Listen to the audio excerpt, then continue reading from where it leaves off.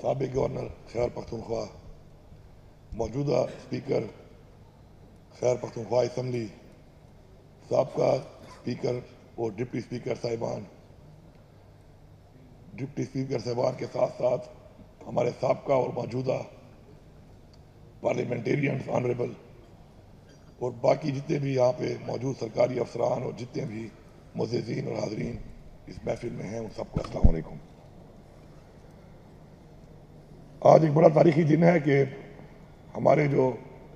Rules of business ہیں assembly کے، ان میں ایک بڑے طویل عرصہ جو ایک کام شروع تھا 2008 سے، اور ان میں امینڈمنٹس کی گئی ہیں، اور یہ جو اصلاحات ہیں میں آپ سب کو اور پورے صوبے کی عوام کو مبارکباد پیش کرتا ہوں، کیونکہ ان اصلاحات سے اسمبلی کی کارروائی میں جو بہتری آئے گی تو اس کا جو فائدہ ہے وہ پورے صوبے کی عوام کو ہوگا۔ اور ہمارے لیڈر عمران خان کا ایک ویژن ہے کہ اداروں میں اصلاحات کیے جائیں، ان کو مضبوط کیا جائے، کیونکہ مضبوط ادارے ہی ایک مضبوط قوم اور ایک مضبوط ملک کا وجود عمل میں لاتے ہیں۔ تو آج یہ جو ایک تاریخی دن ہے، اس پر میں آپ تمام سب ان لوگوں کو جنہوں نے اس میں اپنا کردار ادا کیا، اور اسپیکر صاحب کو اور پوری ٹیم کو، پورے پارلیمنٹیرینز کو، اور اس سے پہلے جو لوگ اس کا حصہ رہے اور اس عمل کا حصہ رہے، ان سب کا شکریہ ادا کرتا ہوں۔ ہم سب جو ہے اس اسمبلی میں آتے ہیں اور ہمارا جو مقصد ہوتا ہے وہ ہوتا ہے قانون سازی۔ قانون سازی جو یہاں پہ کی جاتی ہے، اسی سے ہی جو پورا ایک نظام چلتا ہے صوبے کا، عوام کے جو حقوق ہیں، عوام کے جو مسائل ہیں، ان کا ایک حل نکلتا ہے۔ انفارچونیٹلی ہمارا جو مین کام ہے یہاں پہ آنے کے بعد، جس طریقے سے بھی کوئی نہ کوئی یہاں پہ آ جاتا ہے، تو ہمارا چونکہ ایمان ہے کہ اللہ جب ایک جگہ پہ آپ کو لے آتا ہے تو اس میں اللہ کی بھی حمایت شامل ہوتی ہے، تو جیسے بھی کوئی جہاں پہ آ جاتا ہے اس کے بعد اس پہ ایک ذمہ داری آ جاتی ہے، اور وہ ذمہ داری جو ہے وہ اس کی عوام کی بھی ہوتی ہے، اور ساتھ ساتھ پورے صوبے کی بھی ہوتی ہے، اور پاکستان کی بھی ہوتی ہے۔ ابھی ہم نے یہاں پہ دیکھا، اور ہم اکثر دیکھتے بھی ہیں یہاں پہ، کہ یہاں پہ بہت تصویریں بھی لگی ہوئی ہیں، بہت لوگ آئے چلے گئے۔ ہم سب کا ایمان ہے کہ دنیا فانی ہے، ہر ایک نے جانا ہے یہاں سے، ہماری اصل جو منزل ہے وہ آخرت ہے۔ تو اس وقت میں جب ہمیں اس دنیا میں بھیجا گیا اور ہمیں ایک کسی بھی مخصوص مقام پہ بٹھایا گیا، تو اس کا ہم سے سوال بھی ہونا ہے، اس کے مطابق ہم سے سوال ہوگا اور ہم اس کے جواب دہ بھی ہیں۔ تو ہم سب نے اپنی ذمہ داری کو احسن طریقے سے اس لیے نبھانا ہے کہ ہمیں ذہنی طور پہ تیار رہنا چاہیے کہ ہم اس کے جواب دہ ہیں، اس جہان بھی جواب دہ ہیں اور اس جہان بھی جواب دہ ہیں۔ اور میں اکثر جب میٹنگ کرتا ہوں تو کئی چیزیں سامنے آتی ہیں، اور ان میں اکثر یہ آتا ہے کہ جی اس حکومت میں یہ ہوا، اس طرح ہوا، اس طرح ہوا۔ کوئی ٹھیک فیصلے ہوتے ہیں، غلط فیصلے بھی جو ہوتے ہیں اس پہ کسی کی نیت پہ شک نہیں کرنا چاہیے۔ اس وقت کے حساب سے شاید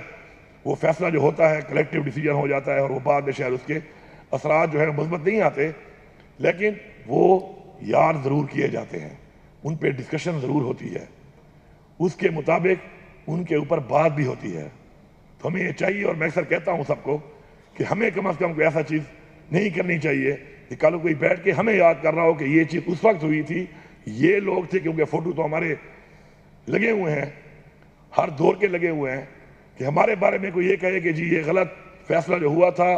یا جو غلط اقدامات ہوئے تھے، یا کوئی فائنینشیل یا کسی طرح کے کوئی بھی کسی کے حقوق پامال ہوئے تھے، مسائل بنے تھے، تو یہ اس ادوار کے تھے، تو ہماری تصویریں اس سے ہماری نشاندہی کرتی ہیں۔ تو کوشش کریں کہ آپ کی طرف سے ایسی چیز نہ ہو، بلکہ ایسی کوئی چیز ہو کہ جو آپ کو ایک موقع ملا ہے تو اس کے اوپر آپ کی کارکردگی ایسی ہونی چاہیے کہ اس کو یاد کیا جائے۔ آپ سب اپنے اپنے علاقوں سے آئے ہیں، آپ کے اوپر اپنے علاقے کی بھی ذمہ داری ہے، کچھ ایسا کر کے کچھ کریں کہ آپ کا ایک نام پیدا ہو۔ بہت سے لوگ آئے چلے گئے، کچھ لوگوں کے نام یاد کیے جاتے ہیں اچھائی میں، کچھ لوگوں کے نام یاد کیے جاتے ہیں برائی میں۔ تو کوشش کریں کہ آپ کا نام اچھائی میں یاد کیا جائے، اس کے لیے آپ نے محنت کرنی ہوگی۔ اور یہاں پر جو آپ آتے ہیں، اور یہاں پر جو آپ ایک اسمبلی کے اندر بیٹھ کے اپنے حقوق کی، صوبے کے حقوق کی، عوام کی حقوق کی بات کرتے ہیں، قانون سازی کرتے ہیں، تو اس کے اندر بھی کوشش کریں کہ ہم ایسا کچھ کر کے جائیں کہ ہمیں اچھا یاد کیا جائے، کیونکہ وقت جو ہے وہ انسان کو ملتا ہے ایک اس چیز کے لیے کہ اللہ تعالیٰ آپ کو بلیس کرتا ہے، آپ کو چنتا ہے ان لوگوں میں، آپ سے یہ امید کرتا ہے کہ اس کی انسانیت کے لیے آپ کچھ کریں گے۔ تو ہمارا یہ مقصد ہے، ہمارا مقصد انسانیت کی خدمت کے لیے، ہماری تخلیق بھی اس مقصد کے لیے ہوئی ہے۔ اور یہاں پر جو ہمارے کچھ جو قانون سازی کے بجائے ڈسکشنز ہوتی ہیں اسمبلی کے اندر، اور ان کے اندر میں نے جو چیز دیکھی ہے خود حصہ رہ کر کہ ہم جو ڈسکشن کرتے ہیں وہ مسئلے کے حل کے لیے کم اور ایک دوسرے پہ تنقید کے لیے زیادہ کرتے ہیں، جبکہ ہمیں یہاں پہ بٹھایا اس لیے گیا ہے کہ ہم تجویز دیں اور مسائل کا حل نکالیں، بجائے ہم تنقید کر کے صرف پوائنٹ سکورنگ کریں۔ تو اگر ہم اپنا ایک ماحول اس کا ایسا بنائیں گے کہ جس میں تجاویز کی طرف جایا جائے گا، حل کی طرف جایا جائے گا، تو حل نکالنے کے لیے ہی یہ ایوان بنے ہیں اور اسی کے لیے ہی یہ پورے جمہوری جو ایک نظام پاکستان کا بنایا گیا ہے، اسی وجہ سے بنایا گیا ہے۔ تو مثبت طریقے سے اپنا بھرپور کردار ادا کریں،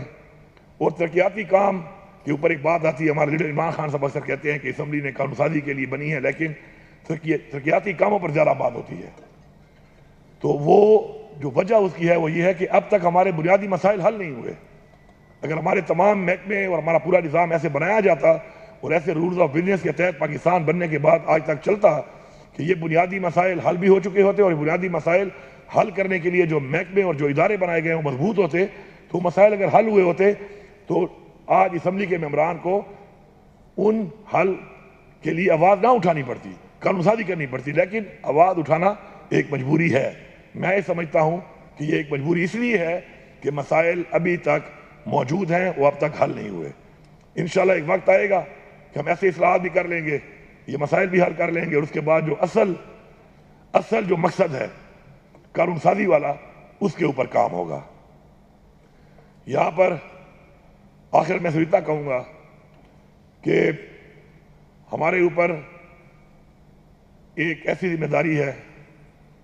بحیثیت انسان بھی ایک ذمہ داری ہے ہمارے اوپر، پھر بحیثیت مسلمان بھی ہمارے اوپر ایک ذمہ داری ہے، پھر بحیثیت پاکستانی ہمارے اوپر ایک ذمہ داری ہے،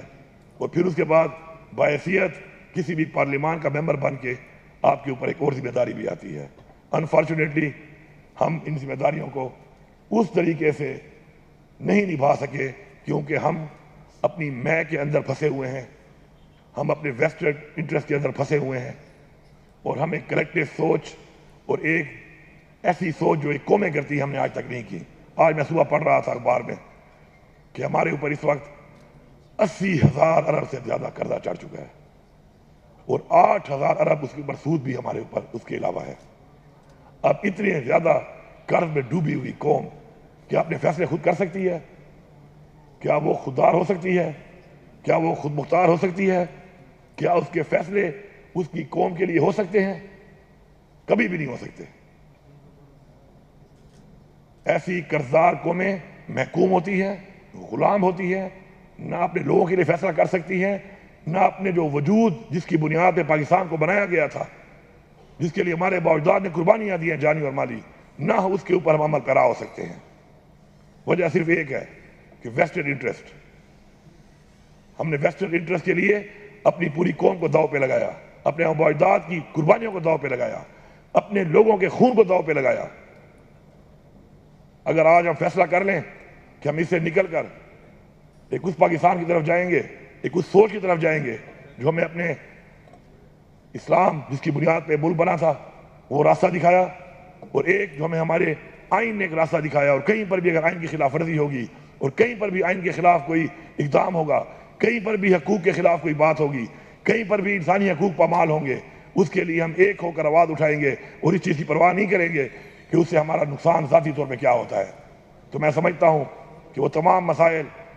جو حل کرنے کے لیے اس دنیا میں آپ کو بھیجا گیا اور اس ایوان میں بھیجا گیا، یا کسی پوزیشن پہ کسی بھی طرح آپ کو رکھا گیا ہے، تو انشاءاللہ آپ ان تمام مسائل کا حل نکال کر کم از کم اپنی ذات کے اندر